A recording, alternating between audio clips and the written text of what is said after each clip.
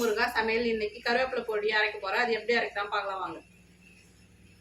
கருவேப்பிலை, கடலைப்பருப்பு, தனியா, சீரகம், காஞ்ச மிளகாய், மஞ்சள் தூள், உப்பு, பெருங்காயத்தூள், உளுத்தம்பருப்பு. ஸ்டவ் பற்ற வச்சு வானல் வச்சுருந்தேன். இப்போ உளுத்தம்பருப்பு,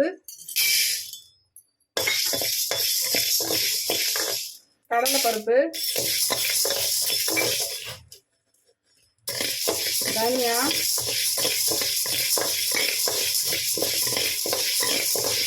காஞ்ச மிளகா, சீரகம்,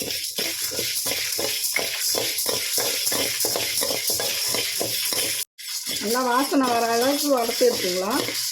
இது மாதிரி வறுபட்டதுக்கப்புறம் இப்போ கருவேப்பிலை சேர்த்துக்கலாம்.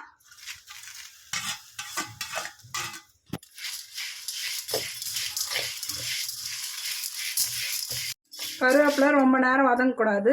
இப்போ ஆஃப் பண்ணிக்கலாம் ஸ்டவ்வு. எல்லாம் வறுத்தாச்சு. இப்போ ஆற வச்சு எடுத்துக்கலாம். நான் மிக்சி ஜாருக்கு மாற்றிட்டேன். இப்போ மஞ்சள் தூள் போட்டுக்கலாம், பெருங்காயத்தூள், உப்பு தேவையான அளவு அரைச்சி எடுத்துன்னு வந்துடலாம். நான் அரைச்சி எடுத்துன்னு வந்துட்டேன்.